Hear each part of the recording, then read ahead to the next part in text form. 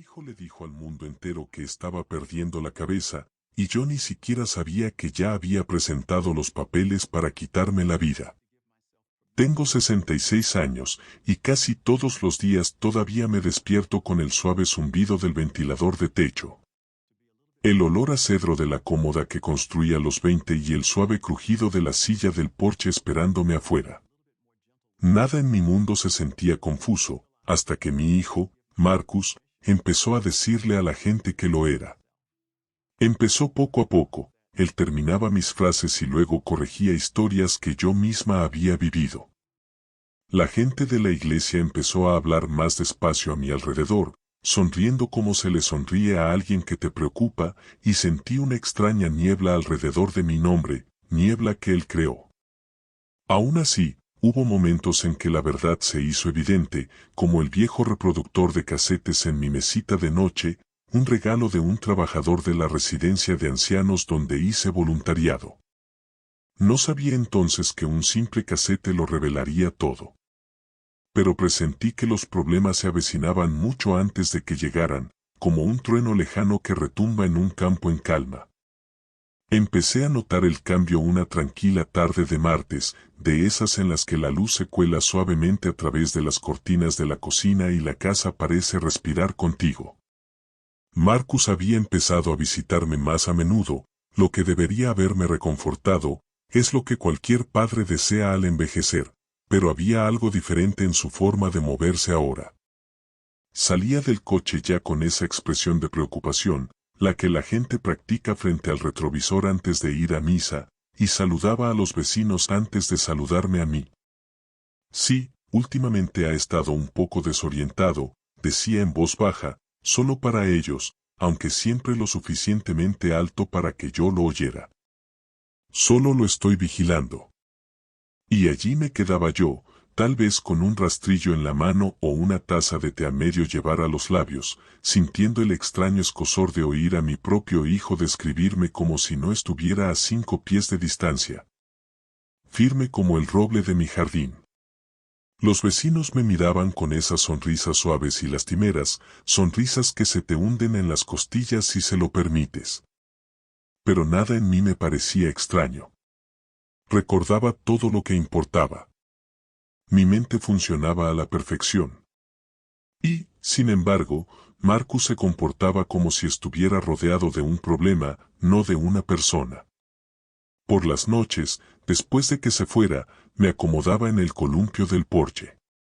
Las tablas crujían igual que durante 40 años, y el aire olía dulcemente a pino desde el límite de la propiedad.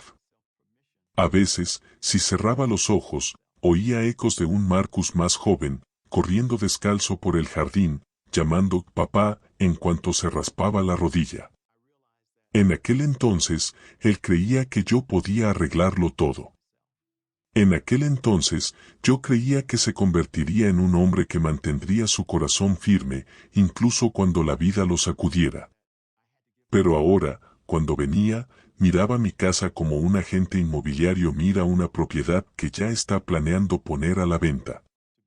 Su mirada iba de las encimeras de la cocina al interruptor de la luz del pasillo y al correo cuidadosamente apilado sobre la mesa. No me estaba vigilando, sino que estaba comprobando el estado de las cosas, tomando notas en silencio como si ya fueran suyas. Quizás quieras dejar de conducir, papá, me dijo un día, hojeando mi correo como si fuera suyo. Por si acaso. No había calidez en su voz, ni suavidad, solo una seguridad que no me convenció. Lo dijo con naturalidad, incluso con ligereza, pero la sugerencia me impactó de una manera inesperada. Por un instante, sentí como si un pequeño nudo invisible se apretara en mi pecho. No discutí. No alcé la voz. Nunca he sido así. En cambio, asentí lentamente, dejando que sus palabras se asentaran mientras un dolor sordo se extendía bajo mis costillas. No era la idea de no conducir lo que me dolía, sino darme cuenta de que mi propio hijo no me veía como yo me veía. Más tarde esa noche, cuando el sol se ponía y las sombras del porche se extendían sobre los escalones, volví adentro para preparar algo de cenar. Tarareé una melodía que mi madre solía tararear, una que siempre me hacía reflexionar, y limpié la encimera, como lo había hecho todas las noches durante décadas.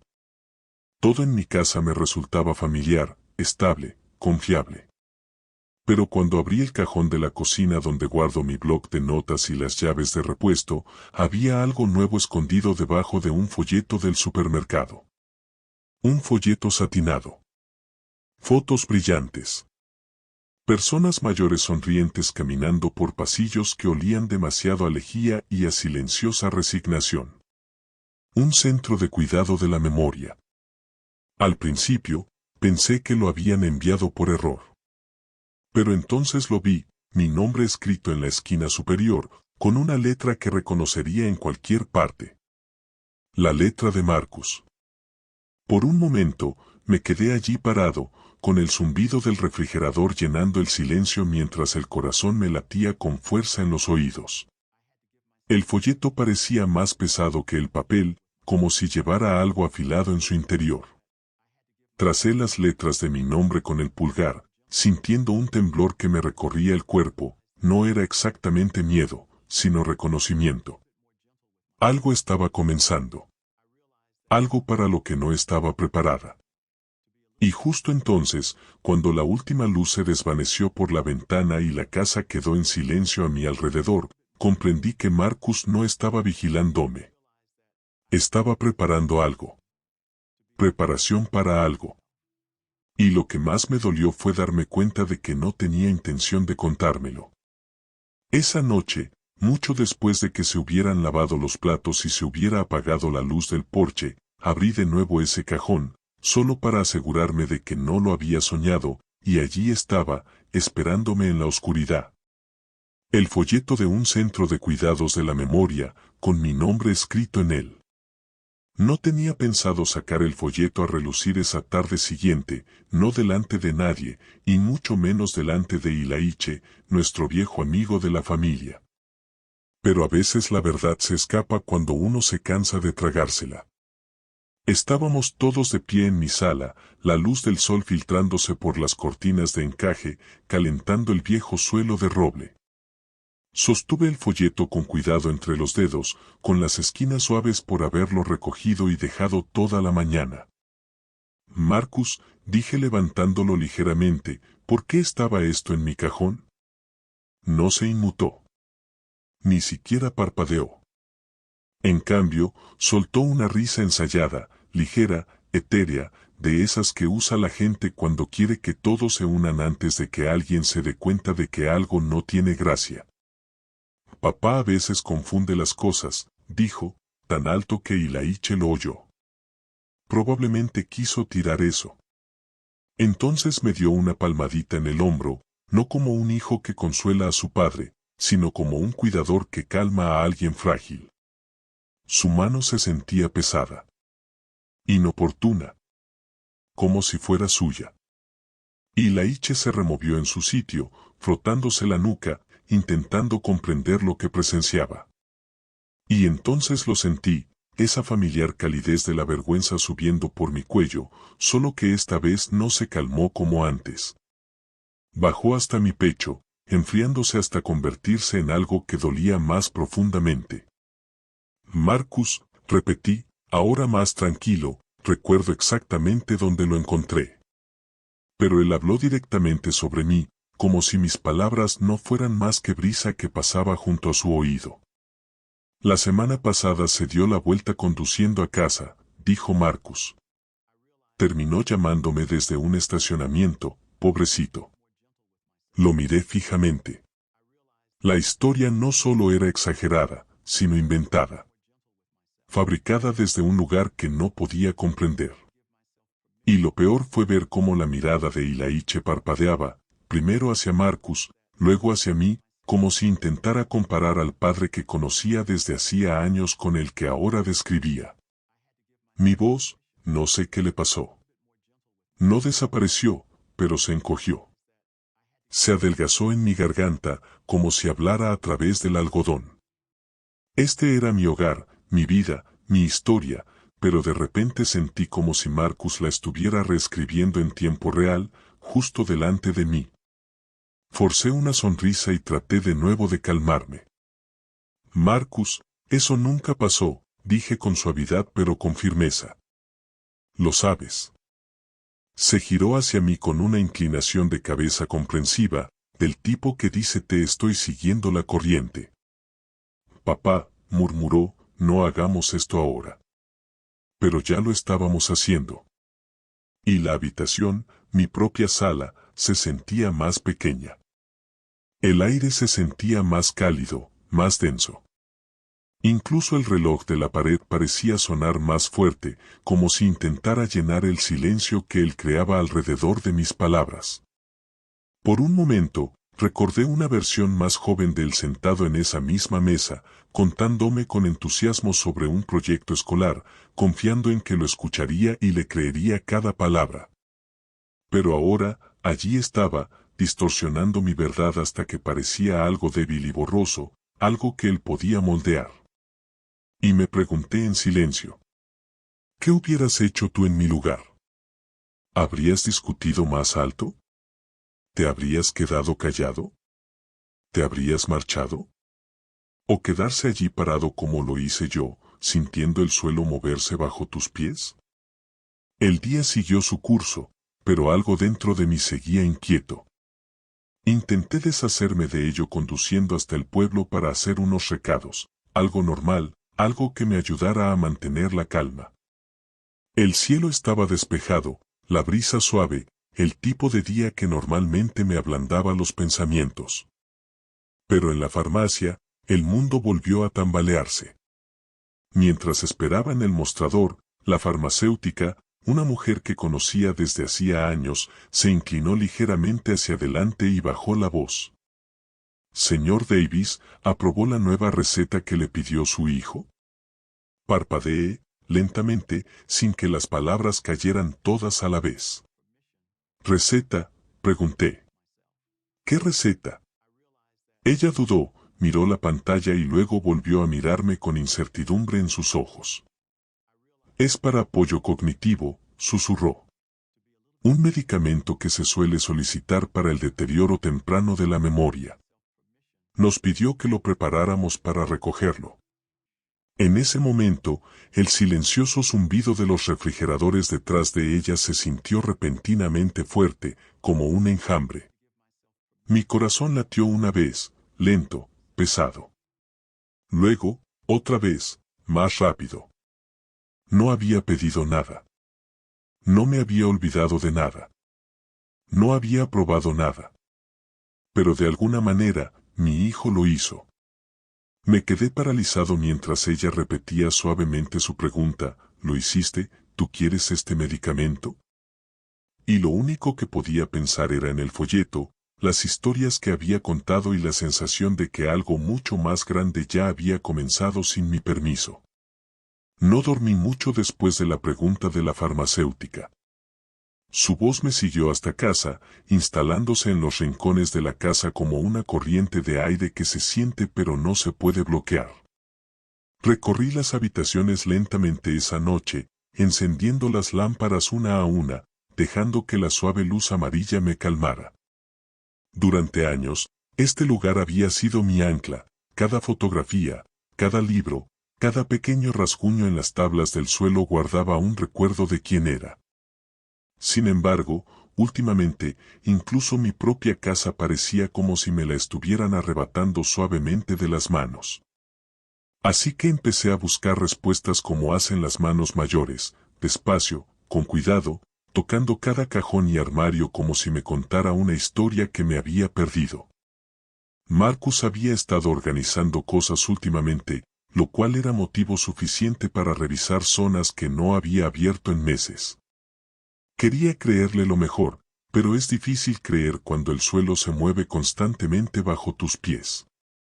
Abrí el cajón que estaba debajo de la vieja radio, la que dijo haber ordenado la semana pasada.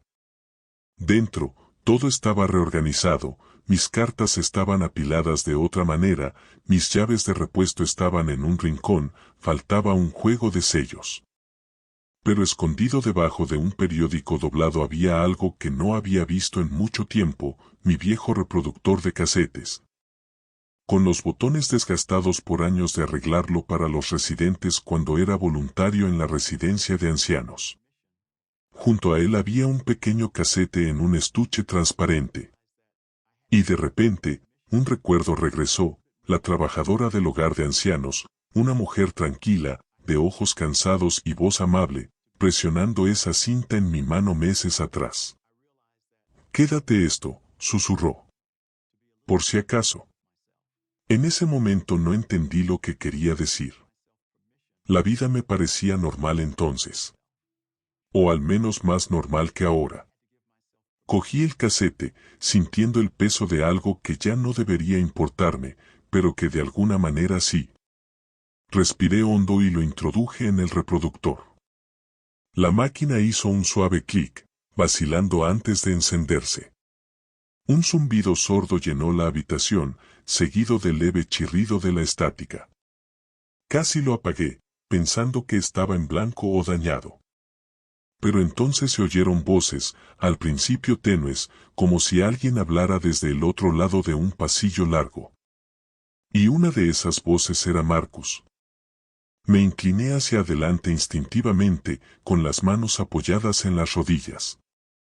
La cinta siseó de nuevo antes de que su voz se volviera más clara, firme, inequívocamente calculada. «Necesitamos acelerar el proceso de tutela», decía. «Aún funciona demasiado bien en teoría, así que tenemos que ir construyendo el caso poco a poco. Si esperamos, alguien podría cuestionar la urgencia». Mi respiración se detuvo. Otra voz, una voz que no reconocí, me preguntó si me resistiría. Marcus rió suavemente en la grabación. «No sabe ni la mitad de lo que hemos preparado. Para cuando termine el papeleo, será demasiado tarde para que discuta». La habitación se sintió repentinamente más pequeña, como si las paredes se hubieran inclinado para escuchar conmigo. Sentí un vacío abrirse en mi pecho, una mezcla de angustia y claridad. Sospeché manipulación, tal vez incluso un motivo egoísta. Pero esto era planificación. Intención. Estrategia.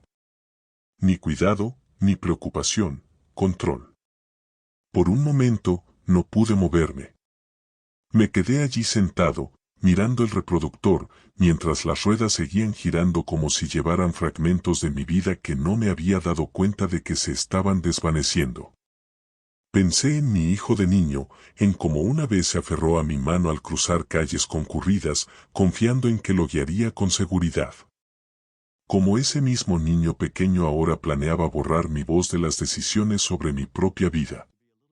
El pico emocional llegó de forma silenciosa pero profunda, como un cuchillo que se clava sin que lo sintiera hasta después. Presioné la palma de la mano contra el esternón, sintiendo el temblor bajo las costillas, afianzándome en la verdad. Esta cinta fue la prueba. La prueba de que nunca esperó que la tuviera. Rebobiné la sección, escuchando de nuevo, absorbiendo cada palabra, cada pequeña traición escondida entre las frases. Mis ojos se posaron en el estuche sobre la mesa, cuyos bordes de plástico reflejaban la luz de la lámpara como un trozo de cristal roto. Era curioso cómo algo tan pequeño, tan anticuado, podía tener más poder que todas sus historias susurradas. Me invadió una suave reflexión. Recordé el rostro de la trabajadora, la preocupación oculta tras su amabilidad. Debió de ver u oír algo que la hizo querer protegerme antes de que yo supiera siquiera que necesitaba protección. Susurré un gracias en voz baja en la habitación vacía. Entonces, justo cuando la cinta se apagó con un último y agudo sonido, escuché neumáticos sobre la grava. Una puerta cerrándose. Pasos acercándose a mi porche. Marcus había entrado en el camino de entrada. Y yo todavía tenía el casete en mis manos. Cuando Marcus entró por la puerta esa noche, mantuve la respiración tranquila. No guardé el casete presa del pánico ni me apresuré a esconder el reproductor. En cambio, simplemente lo tapé con la mano y lo dejé a mi lado como cualquier otro objeto viejo que pudiera haber estado revisando.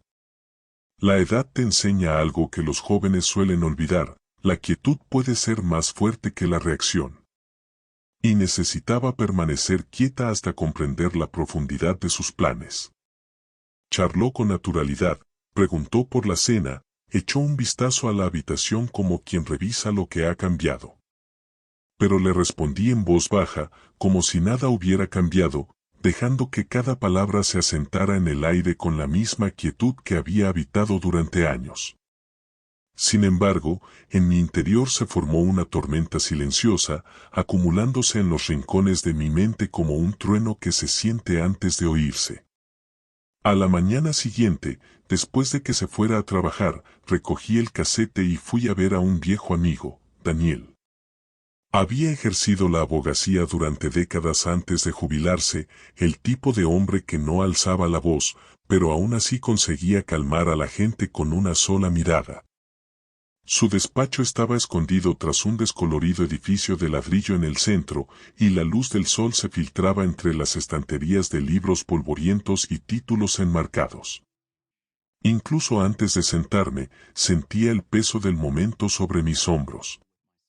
Metió el casete en una pequeña grabadora que guardaba por nostalgia, diciendo que le gustaba el sonido de la honestidad en cinta.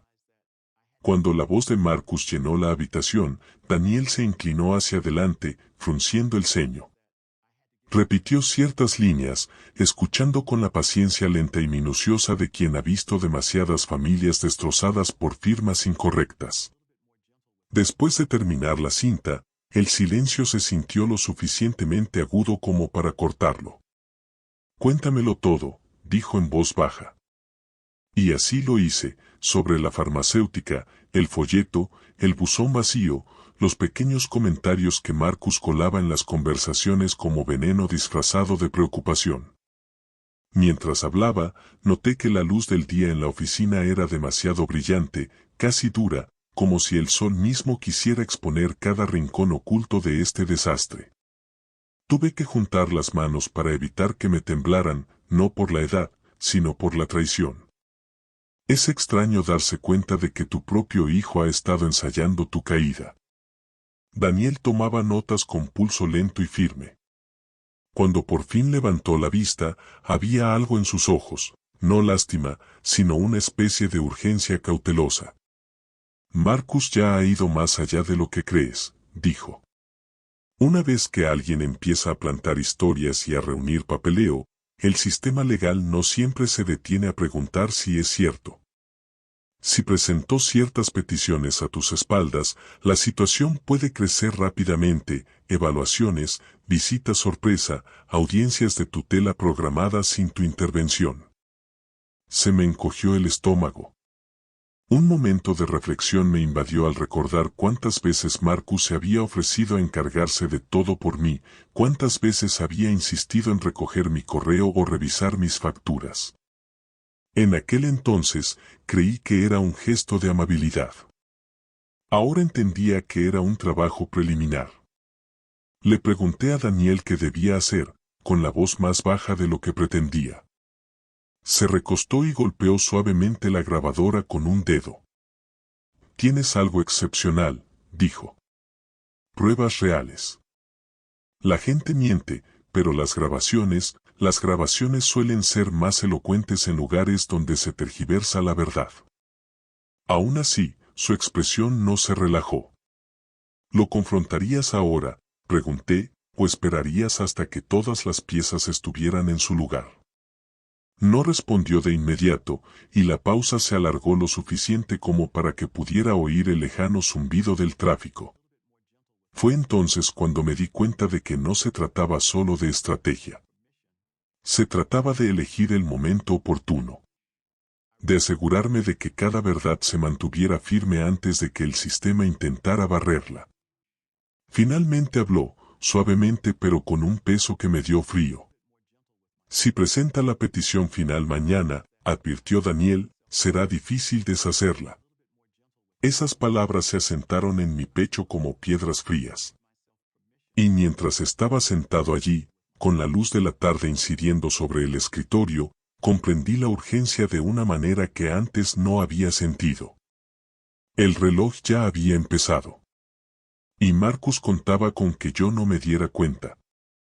Daniel no perdió el tiempo una vez que comprendió la estructura del plan de Marcus. Fue como si la cinta hubiera abierto una puerta que ninguno de los dos podía cerrar. En menos de un día, empezó a consultar registros, contactar a antiguos colegas y revisar los expedientes en el juzgado. Con cada información que descubría, otra parte de la verdad se desvanecía, dolorosa, aguda, pero esclarecedora de una manera para la que no estaba seguro de estar preparado. Aún así, conocer la verdad era mejor que andar a tientas en la oscuridad. Resultó que Marcus llevaba mucho tiempo ahogándose. En silencio. En secreto. Había agotado sus ahorros y agotado sus tarjetas de crédito intentando mantener un estilo de vida que no podía permitirse. La imagen que Daniel me mostró no era la de un hijo preocupado, sino la de un hombre desesperado aferrado a la balsa salvavidas más cercana. Y para él, esa balsa era yo. Mi patrimonio. Mi hogar. Mi nombre. Cuando Daniel deslizó las impresiones financieras sobre su escritorio, las observé un buen rato. Las cifras no me impactaron tanto como la comprensión que había tras ellas. Mi hijo no había intentado protegerme, había intentado reemplazar sus cimientos en ruinas con los míos. La confusión que susurraba a los vecinos no era preocupación. Era estrategia. Narración. Estaba construyendo una versión de mí que el mundo creería más que mi propia voz. Ese fue el punto álgido emocional que no esperaba, no era ira, sino un dolor profundo, de esos que te hacen detenerte entre respiraciones.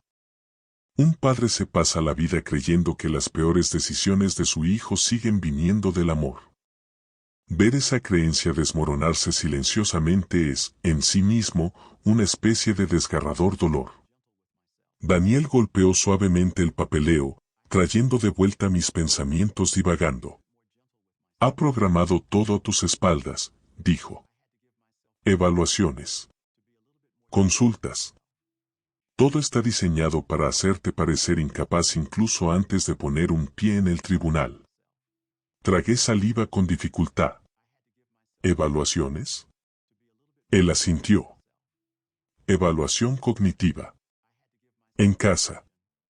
La sorpresa es parte de la táctica.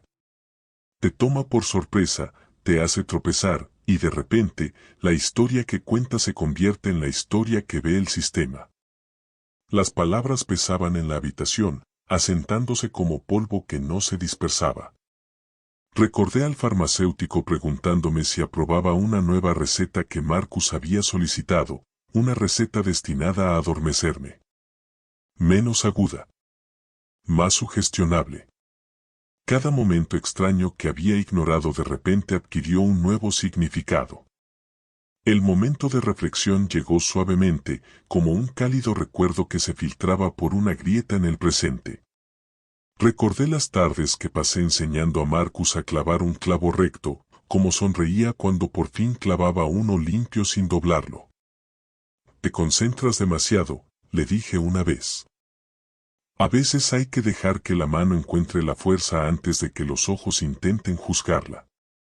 Ese pequeño niño todavía estaba en algún lugar dentro del hombre en el que se había convertido, pero ahora su enfoque se había vuelto hacia la manipulación, sus manos buscaban algo que no era suyo. De vuelta al presente, Daniel continuó, él contaba con que te congelaras. Con que te sintieras abrumado. Con que el evaluador viera lo que plantó, no quién eres. Solté un suspiro lento. La edad no te hace frágil, te hace deliberado. Sentí una tranquila determinación asentándose en mis huesos, firme y cálida, como la sensación del amanecer en una mañana fría. Le pregunté a Daniel qué buscaría exactamente el evaluador. Me explicó con amabilidad, memoria, orientación, tareas pequeñas. Cosas sencillas, destinadas a medir la claridad.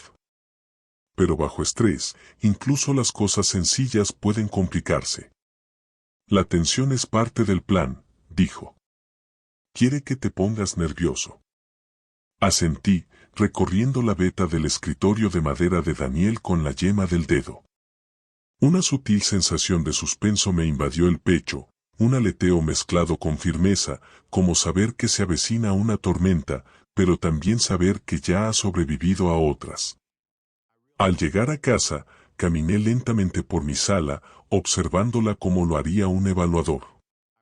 El suave zumbido de mi refrigerador, el tenue aroma a aceite de limón en mis estantes de madera, el peso familiar de mi edredón favorito sobre el sillón, cada detalle me conectaba con los pies en la tierra. Este era mi espacio. Mi historia. Mi verdad. Al anochecer afuera, la casa oscureciéndose en esa suave hora azul, oí el tintineo de la ranura del correo. Recogí el sobre del suelo, e incluso antes de abrirlo, percibí el cambio. Dentro estaba el aviso oficial. El evaluador llegaría mañana. 10 de la mañana. Las palabras pesaban en mis manos. Y así, sin más, el siguiente capítulo de la batalla tenía una fecha límite. Cuando el evaluador cruzó mi umbral a la mañana siguiente, sentí esa calma que llega tras el duro trabajo de estabilizarse, como un barco finalmente amarrado al muelle. Mi casa olía a aceite de limón y café recién hecho, la colcha colgaba sobre el sillón como siempre.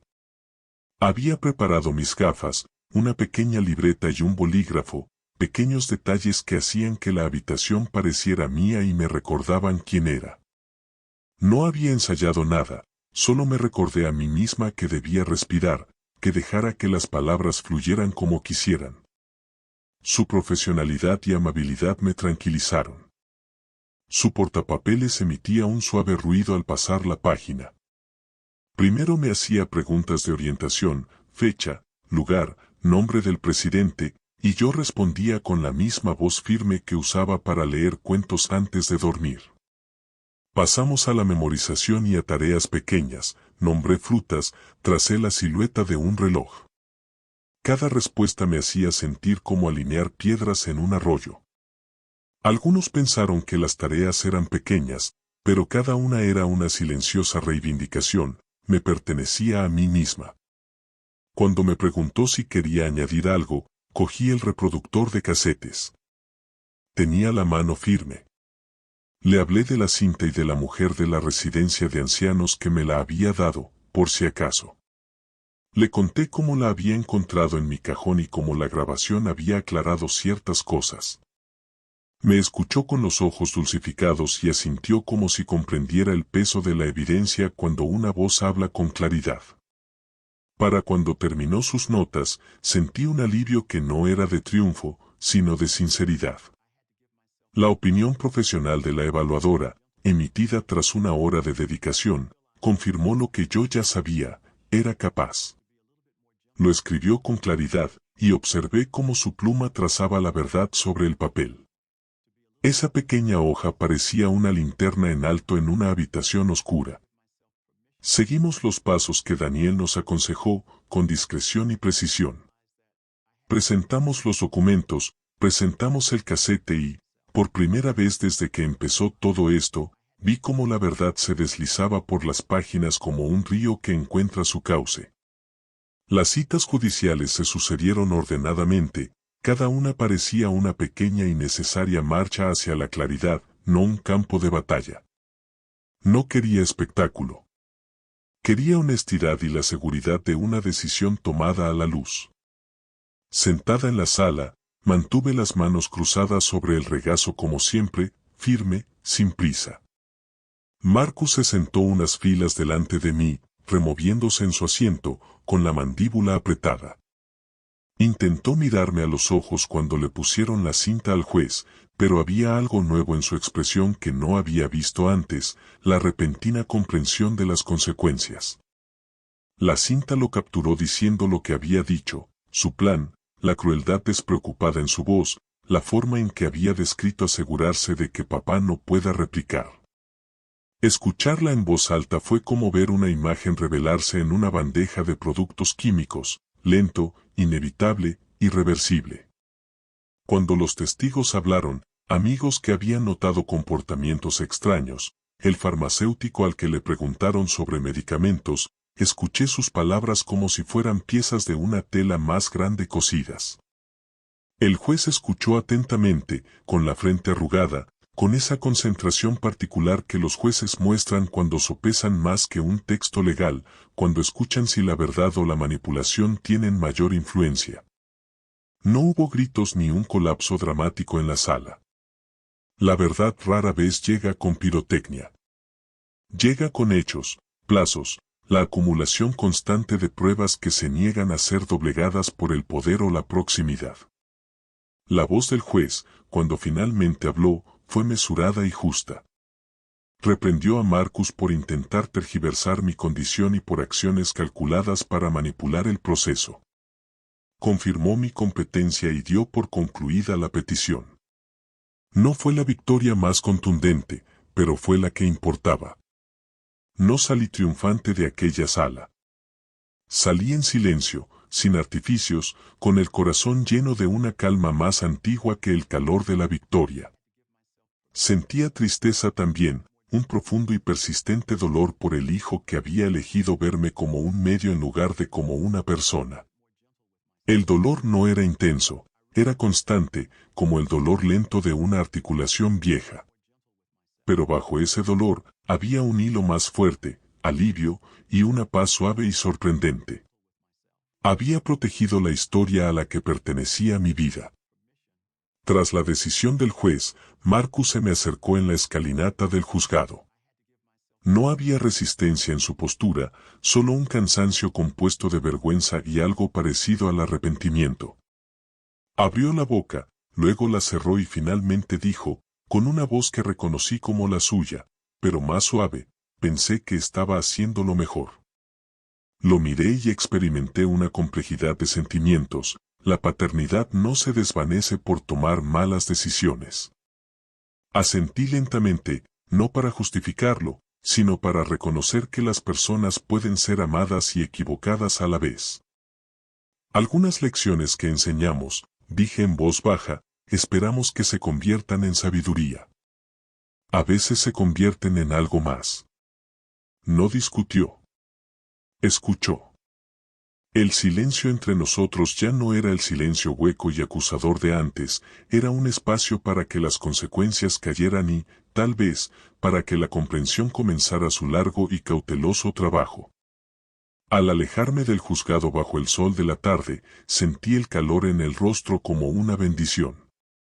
Los escalones bajo mis zapatos me eran familiares, cada uno una pequeña señal en un camino que había recorrido durante años.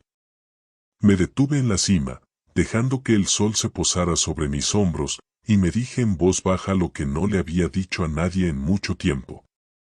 La verdad no necesita gritarse, solo necesita tiempo para ser escuchada. No hay una gran venganza en lo que hice, ningún espectáculo de triunfo. La justicia silenciosa que encontré se sintió más como poner piedras en su lugar. Fue el trabajo cuidadoso y tenaz de mantener una vida intacta.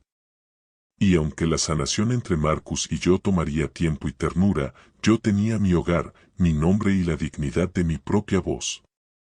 Si esta historia te conmovió, dale a me gusta y considera suscribirte. También puedes dejar una palabra en los comentarios, quizás dime desde dónde la estás viendo o qué hora es. A veces, una palabra basta para decir que estuviste aquí.